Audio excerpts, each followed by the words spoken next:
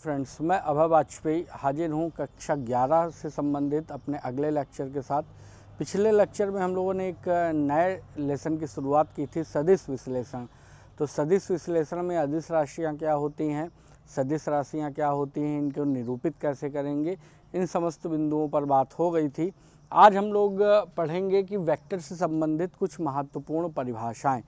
तो जानते हैं, इसमें सबसे पहले हम लोग जानते हैं कि समान वेक्टर क्या होते हैं। जो हमारा पहला टॉपिक है वो आपका क्या है, समान वेक्टर।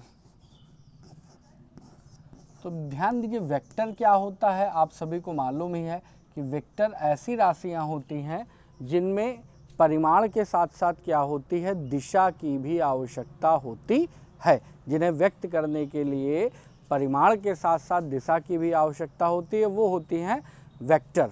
अब यहाँ पर समान वेक्टर, समान वेक्टर का मतलब दो वेक्टर कैसे हों, समान हों।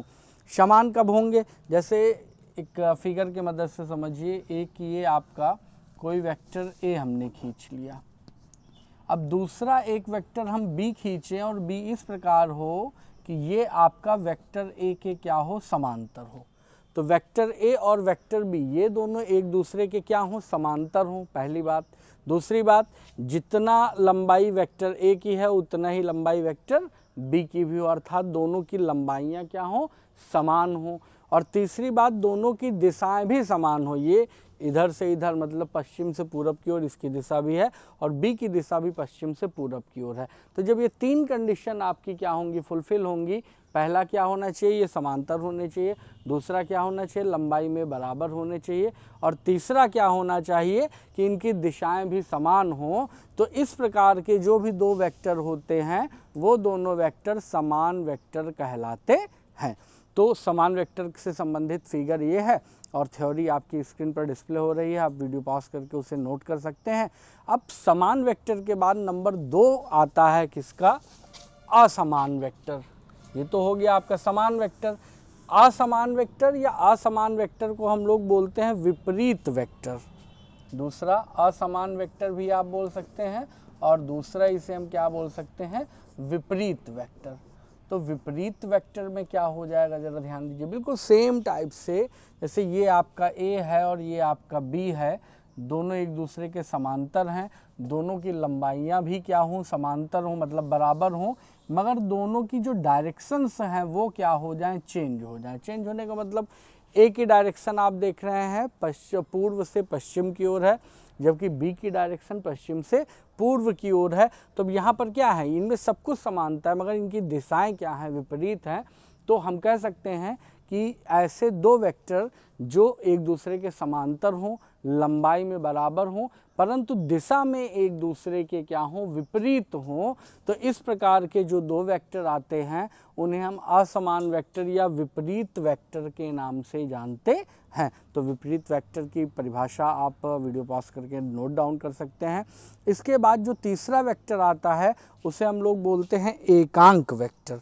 तो ध्यान दीजिए, एकांक वेक्टर क्या हो जाएगा,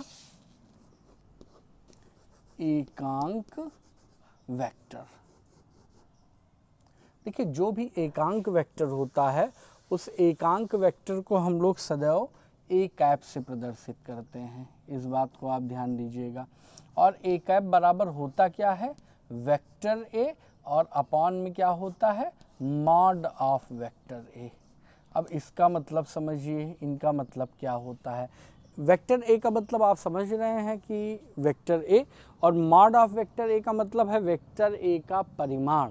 तो कहने का मतलब जब किसी वेक्टर को उसके परिमाण से क्या कर दिया जाता है, भाग कर दिया जाता है। तो ध्यान दीजिए, वेक्टर में क्या होता है, एक होता है दिशा और दूसरा होता है परिमाण।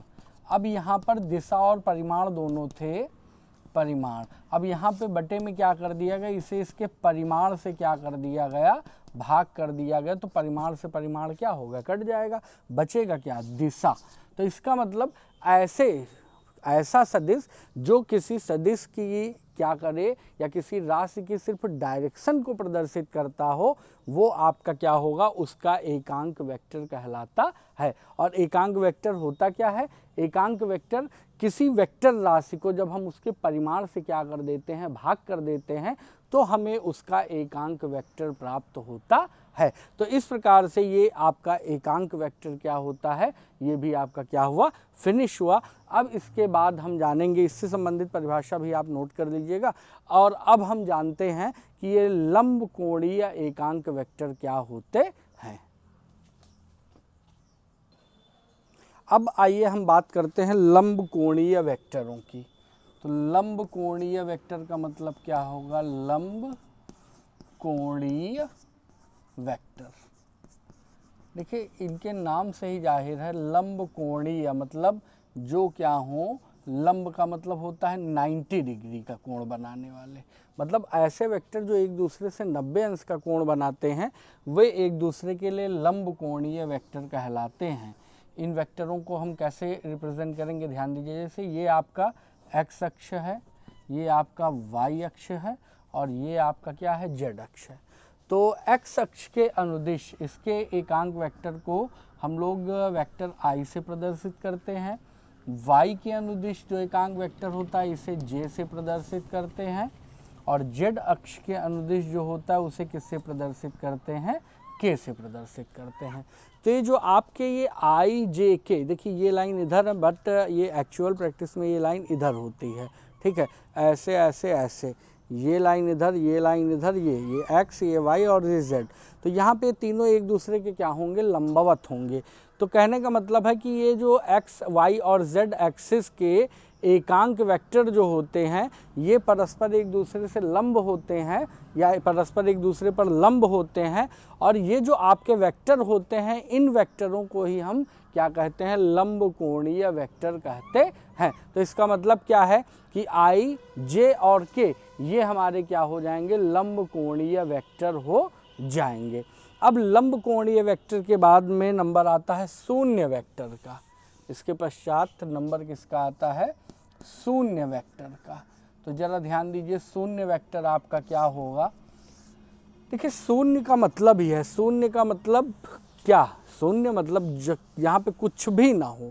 अब कुछ भी ना हो का मतलब, अब वेक्टर बोला जा रहा है, तो शून्य को यदि हम वेक्टर ले रहे हैं तो जाहिर सी बात है, ध्यान दीजिएगा, शून्य को यदि हम वेक्टर लिख रहे हैं तो इसका मतलब दिशा तो यहाँ पे होनी ही होनी है, इसमें कोई दो राय है नहीं, है ना। तो अगर दिशा है तो दो ही चीज़ होती है, एक दिशा और दूसरा क्या होता है, परिमाण। तो इसका मतलब दिशा तो होनी ही होनी है, क्योंकि अगर दिशा नहीं होगा तो वेक्टर नहीं होगा, वेक्टर है तो मतलब दिशा तो होगी ही होगी। इसका मतलब इसका परिमाण क्या हो जाएगा, ये शून्य हो जाएगा। तो कहने का मतलब ऐसा वेक्टर जिसमें आपकी डायरेक्शन तो हो मगर जिसका परिमाण क्या हो, शून्य हो, है ना। तो जिसका परिमाण शून्य होगा वो आपका क्या कहलाएगा, शून्य वेक्टर कहलाता है। अब एक चीज़, ये तो आपका हो गया वेक्टर से संबंधित महत्वपूर्ण परिभाषाओं से संबंध बात। अब यहाँ पे एक बात है कि शून्य वेक्टर की आवश्यकता क्या है, भाई ये क्यों जरूरी है हमें शून्य वेक्टर की आवश्यकता। तो शून्य वेक्टर हमारे लिए जरूरी क्यों है, इसके ऊपर थोड़ी सी चर्चा कर लेंगे। देखिए शून्य वेक्टर हमारे लिए जरूरी इसलिए है कि थोड़ा सा ध्यान दीजिए, यदि आपका क्या हो जाए, कोई भी वेक्टर आपका है और इस वेक्टर में उसी वेक्टर को हम क्या करें, घटा दें। ध्यान दीजिएगा, कोई वेक्टर है और उस वेक्टर में यदि उसी वेक्टर को हमें घटाना है तो उस वेक्टर को घटाने के पश्चात क्या बचना आएगा, जीरो। ये तो आपको मालूम है, किसी चीज़ में यदि उसी चीज़ को घटा दिया तो जीरो बचेगा। तो इस प्रकार से अगर किसी वेक्टर को उसी वेक्टर से घटा दिया जाए तो क्या बचना चाहिए, जीरो। और जीरो में ये आपका वेक्टर भी लगेगा क्योंकि दोनों वेक्टर राशियाँ हैं। तो कहने का मतलब अगर शून्य वेक्टर नहीं होगा तो हम दो एक जैसी चीज़ों के घटाने को व्यक्त नहीं कर पाएंगे। दूसरी बात समझ लीजिए कि यदि आपका कोई दो वेक्टर हो, या कह लीजिए किसी नंबर को यदि किसी वेक्टर से हम क्या करें, गुणा करें, और गुणा करने पर हमें क्या प्राप्त हो जाए, शून्य प्राप्त हो जाए, है ना। इसका मतलब यहाँ पे या तो n क्या होगा, जीरो हो जाए। तो अगर n जीरो हो जाए, इसे a से मल्टीप्लाई करेंगे तो हमें जीरो प्राप्त होगा। अब जीरो क्या होना चाहिए, वेक्टर होना चाहिए। अगर जीरो आपका वेक्टर होना चाहिए तो ये वेक्टर जब ये हमारे पास होगा, उपस्थित होगा, इसे कंसीडर किया जाएगा, तभी तो इसे हम व्यक्त कर सकते हैं। नहीं तो क्या हम इसे व्यक्त कर पाएंगे? नहीं व्यक्त कर पाएंगे।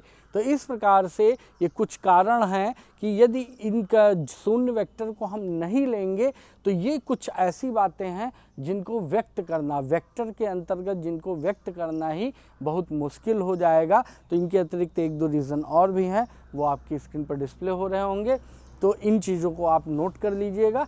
अब आगे हम चलेंगे वेक्टरों के जोड़ और घटाव पर। अब हम लोग वेक्टरों को जोड़ा कैसे जाए, वेक्टरों का योग कैसे ज्ञात किया जाए, इस पर परिचर्चा करेंगे। तो वास्तव में वेक्टरों को जोड़ने की जो कुछ विधियां हैं उनमें से आपकी 3 विधियां मुख्य हैं, इन्हें ज्यामितीय विधि कहते हैं। तो इसमें पहली विधि है आपकी त्रिभुज विधि, वेक्टरों के योग की त्रिभुज विधि। दूसरी आपकी क्या होती है? वेक्टरों के योग की समांतर चतुर्भुज विधि, समांतर चतुर्भुज विधि। और हमारी जो तीसरी होती है वो तीसरी विधि आपकी क्या है? तीसरी होती है बहुभुज विधि, बहुभुज विधि। तो एक एक करके इन विधियों पर हम क्या करेंगे? परिचर्चा करेंगे। सबसे पहले त्रिभुज विधि की बात कर लेते हैं। देखिए त्रिभुज विधि क्या होती है? त्रिभुज विधि का मतलब क्या है कि जैसे हम कोई एक वेक्टर आपका खींच दें, ये मान लेते हैं कि ये आपने वेक्टर ए खींचा, ये यहाँ से प्रारंभ हुआ, ये इसका पुक्ष है, ये इसका क्या हो जाएगा? शीर्ष हो जाएगा। कल पता नहीं बताया था कि नहीं, वेक्टरों के निरूपण में, वेक्टरों का जब निरूपण करते हैं तो ये तीर के द्वारा करते हैं, तो ये आगे का सिरा बाणाग्र कहलाता है, बाणाग्र कहलाता है, और पीछे का जो सिरा होता है ये क्या कहलाता है? पुच्छ कहलाता है। इस बात को आप ध्यान दीजिएगा, ठीक है। तो यहाँ पर आप ध्यान दीजिए कि वेक्टरों को योग की त्रिभुज विधि में क्या करते हैं, हम पहला वेक्टर जिस भी बिंदु से होता है वहाँ से खींच देते हैं। अब हमें जो दूसरा वेक्टर दिया होता है, जैसे वेक्टर ए दिया था, वेक्टर ए ऐसे खींच दिया, और वेक्टर बी जो है वो जिस भी डायरेक्शन में दिया जाएगा उस डायरेक्शन में हम वेक्टर बी क्या करेंगे? खींच देंगे। उसके पश्चात क्या करेंगे? हाँ, एक चीज़ ध्यान दीजिएगा, त्रिभुज विधि का प्रयोग हम तभी करेंगे जब सिर्फ और सिर्फ 2 वेक्टरों को जोड़ना हो। तो वेक्टर ए हो गया, फिर वेक्टर बी के जो पुच्छ को प्रथम वेक्टर के शीर्ष पर रख कर उसे भी हम दी हुई दिशा में खींच देते हैं।